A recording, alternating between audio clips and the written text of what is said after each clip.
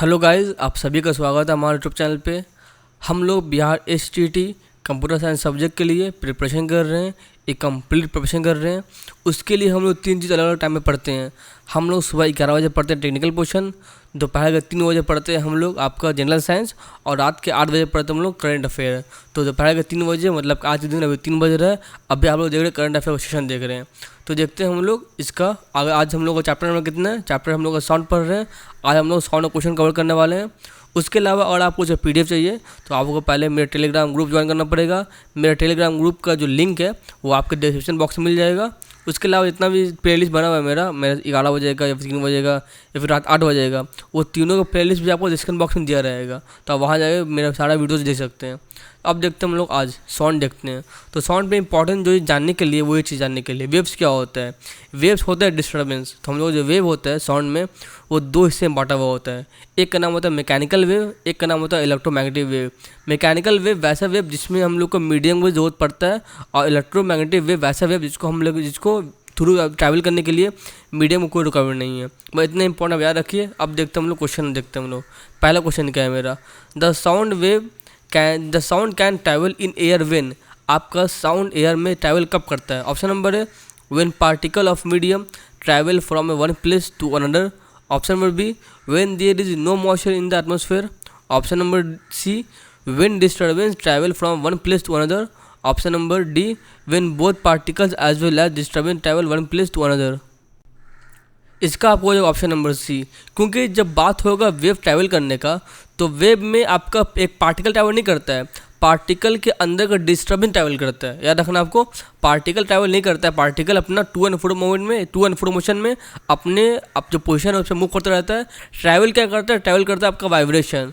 Option number, अब देखते हैं क्वेश्चन नंबर, देखते हैं 242 देखते हैं हम लोग। When wave transfer from one place to another only.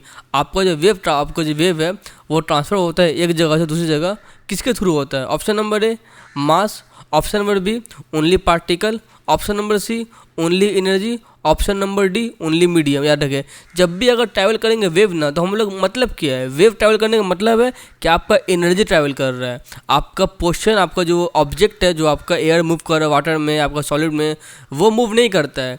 आपका मूव क्या करता है? मूव करता है वाइब्रेशन। और वाइब्रेशन किसके थ्रू मूव करता है? तो वो एनर्जी के फॉर्म में मूव करता है। इसका आपको हो जाएगा 242 का ऑप्शन नंबर सी हो जाएगा। अब देखते हैं हम लोग क्वेश्चन नंबर 243 देखते हैं हम लोग। The dash is a disturbance by which energy is transferred without the transport of matter. आप इसमें क्वेश्चन पूछ रहे हैं ऐसा क्या डिस्टर्बेंस है, मतलब किसको हम कहते हैं डिस्टर्बेंस, जिसमें हम लोग का एनर्जी आपको ट्रांसफ़र होता है, मैटर ट्रांसफ़र नहीं करता है। Option number A wave, option number B heat, option number C light, option number D none of these. इसका आपको हो जाएगा 243 का ऑप्शन नंबर ए हो जाएगा। The wave is a disturbance. आपका डिस्टर्बेंस क्या है? हम लोग वेव को ही डिस्टर्बेंस कहते हैं, जिसके अंदर आपका एनर्जी ट्रांसफर होता है बिना मैटर के ट्रांसपोर्ट किए हुए। आपको चीज़ याद रखना है। अब देखते हैं क्वेश्चन नंबर 244 देखते हैं हम लोग। Formation of ripples on the water surface is an example of. देखिए, आपका जो पानी भी देखेगा, पानी में बनता है रिपल। जब भी पानी के अंदर आप कोई ठेला फेंकते हैं, कुछ फेंकते हैं, तो देखते हैं कि हम लोग पानी के अंदर बनता है रिपल। तो रिपल क्यों बनता है? Option number A because of wave motion, option number ए वो क्या सर्कुलर मोशन होता है, ऑप्शन नंबर सी वो बोथ ए एंड बी होता है, ऑप्शन नंबर डी नन होता है। देखिए, आपका जो फॉर्मेशन ऑफ रिपल है ना, वो किसका एग्जाम्पल है? वो सिंपल एग्जाम्पल है आपका वेव मोशन का। जब वेव मोशन बनेगा तभी आपका रिपल आएगा उस आपका पानी के अंदर। इसका हो जाएगा आपको 244 का ऑप्शन नंबर ए हो जाएगा। अब देखते हैं हम लोग क्वेश्चन नंबर 245 देखते हैं हम लोग। A wave is produced by the dash of particle. ये एक वेव होता है जो प्रोड्यूस होता है, वो पार्टिकल के कौन से पोजीशन से होता है, मतलब कि वो किस तरह होता है प्रोड्यूस? ऑप्शन नंबर ए मोशन से होता है, मोशन ऑफ पार्टिकल से आपको वेव बनता है। Option number B vibration of particle से वेव बनता है। Option number C rotation of particle से वेव बनता है, या option number D none of this. आपको याद क्या रखना है? आपको ये याद रखना है कि वाइब्रेशन ऑफ पार्टिकल, एक पार्टिकल के वाइब्रेशन की वजह से आपका वेव एग्जिस्टेंस करता है। इसका हो जाएगा आपको ऑप्शन नंबर बी वाइब्रेशन। अब देखते हैं हम लोग क्वेश्चन नंबर 246 देखते हैं हम लोग।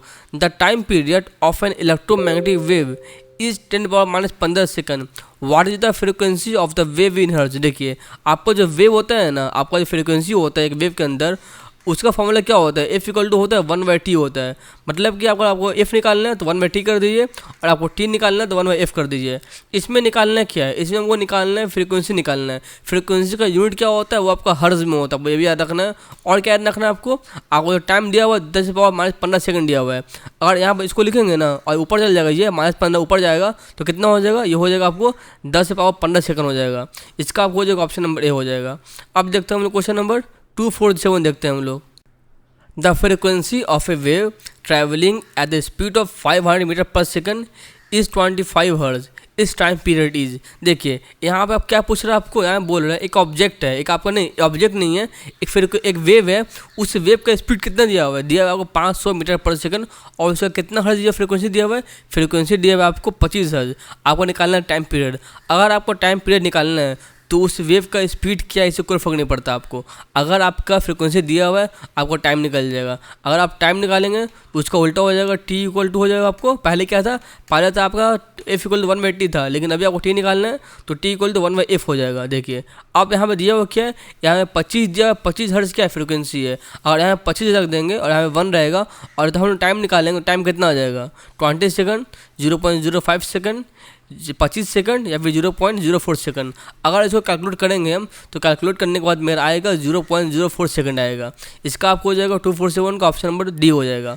अब देखते हैं हम लोग क्वेश्चन नंबर 248 देखते हैं हम लोग।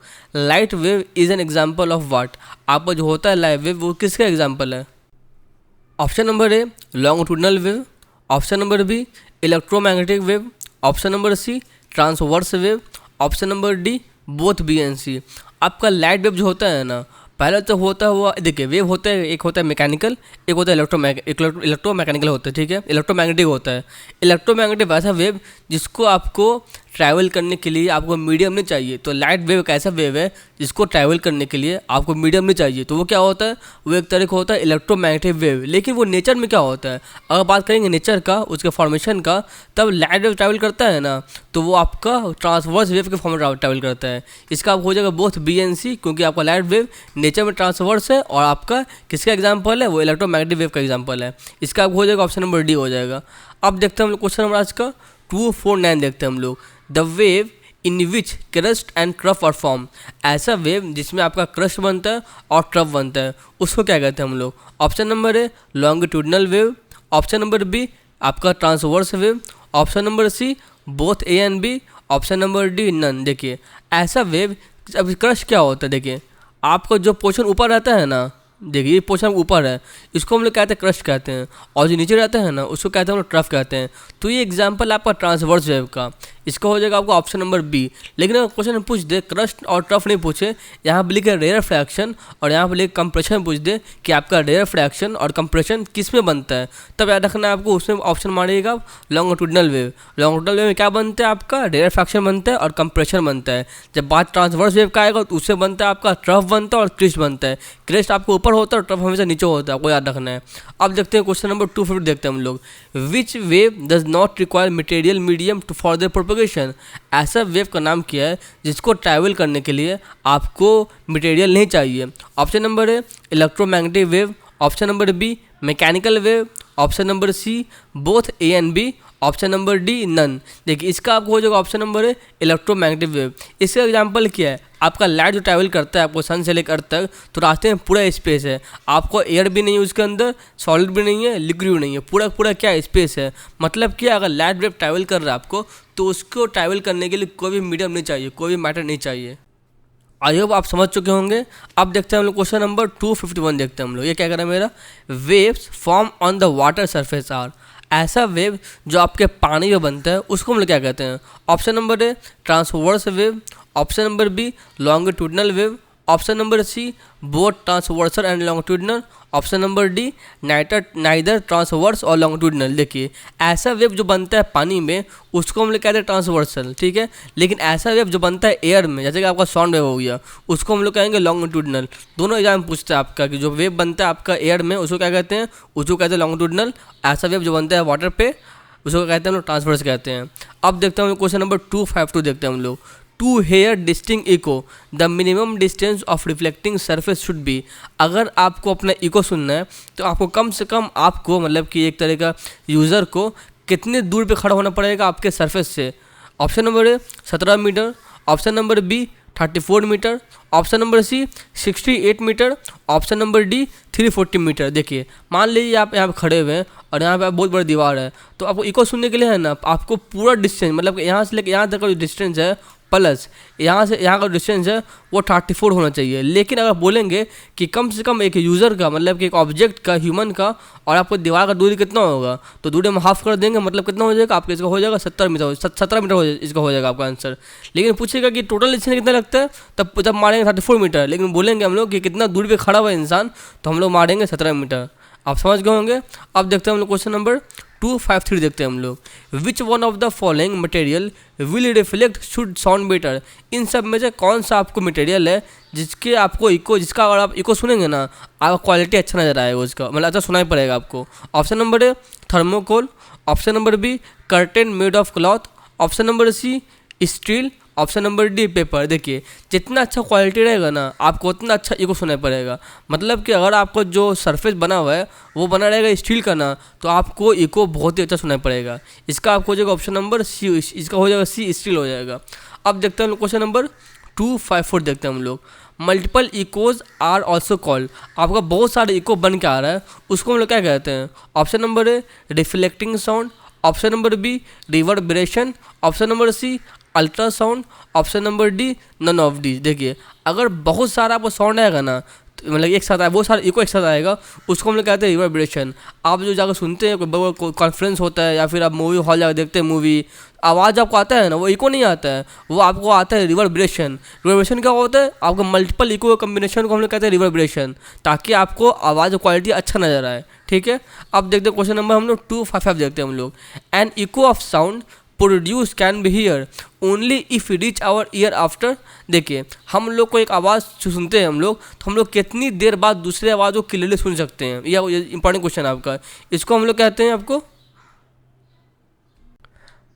परसिस्टेंस ऑफ हियरिंग कहते हैं हम लोग। मतलब कि मेरा कान जो है एक वर्ड बोला, कोई आदमी बोला, मैंने सुनाई पड़ा, लेकिन कितनी देर बाद वो आदमी हमको वो वर्ड बोलेगा कि हमको दोबारा साफ साफ सुनाई पड़ जाए। आपको मान लीजिए दो अलग अलग गाना है, दोनों को बजा देंगे सेम टाइम पे, तो आपको कुछ समझ नहीं आएगा कौन गाना बज रहा है। लेकिन दोनों गानों को अलग अलग टाइम पे बजाएंगे तो आपको समझ में आएगा। मतलब कि हमारे कान की कैपेसिटी है कि एक बार में इतना वक्त तक हमारे कान में वो आपका साउंड रहता है। तो option number A 1/15 of second, option number C 1/13 of second, option number C 1/10 of second, option number D 1/5 of second. हम लोग को जो कान में इको प्रोड्यूस होता है या फिर हम लोग दोबारा जो आवाज़ सुनते हैं वो हम लोग कान में कब तक रहता है, हम लोग कान में रहता है 1/10 ऑफ सेकंड तक रहता है। मतलब कि अगर इसके बाद कोई साउंड आएगा तो हमको क्लियरली सुनाई पड़ेगा, लेकिन अगर इससे पहले कोई साउंड आ गया 1/10 सेकंड से पहले तो हमको क्लियरली सुनाई नहीं पड़ेगा।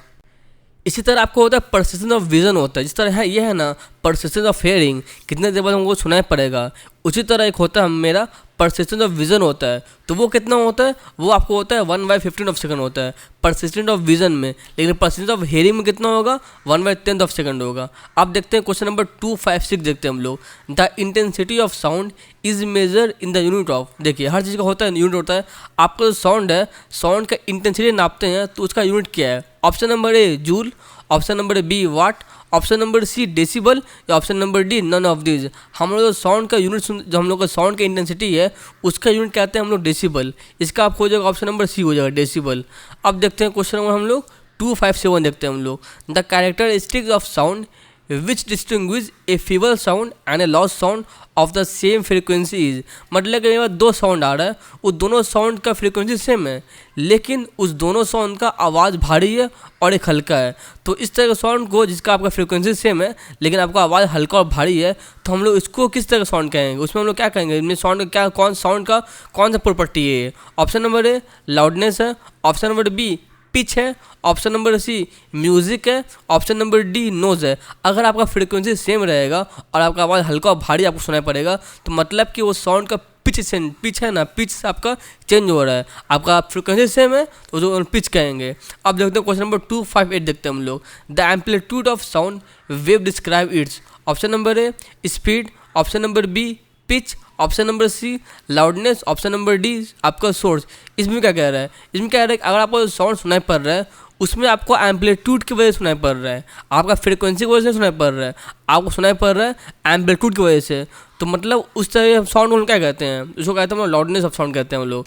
अगर किसी साउंड में एम्पलीट्यूड की वजह से साउंड चेंजिंग हो रहा है तो मतलब कहते हैं हम लोग उसको लाउडनेस ऑफ साउंड। किसी साउंड में अगर फ्रीक्वेंसी की वजह से चेंजिंग हो रहा है उसको कहते हैं पिच ऑफ साउंड कहते हैं।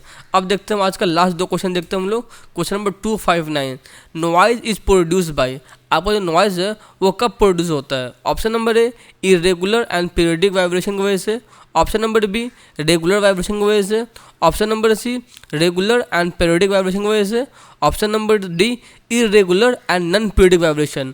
नॉइज़ क्या होता है, नॉइज़ आपको होता है अनवांटेड साउंड, ऐसा साउंड जो आपको चाहिए नहीं लेकिन आपको सुनाई पड़ रहा है। जैसे कि मान लीजिए आपका बगल में किसी बाराती जा रहा है, ठीक है, आप रात में सोए हुए हैं लेकिन बगल में किसी जा रहा है, बारात गुजर रहा है, तो आपको वो साउंड आएगा ना, आपको नींद चाहिए अभी लेकिन आपको डिस्टर्ब हो रहा है, तो ऐसा साउंड जो आपको चाहिए नहीं पर आपको मिल रहा है तो आपको होता है अनवांटेड साउंड। और अनवांटेड साउंड को ही हम लोग नॉइज़ कहते हैं। इसका आपको हो जाएगा ऑप्शन नंबर डी, इसका क्या हो जाएगा irregular and non periodic vibration, इसका माइनर ठीक।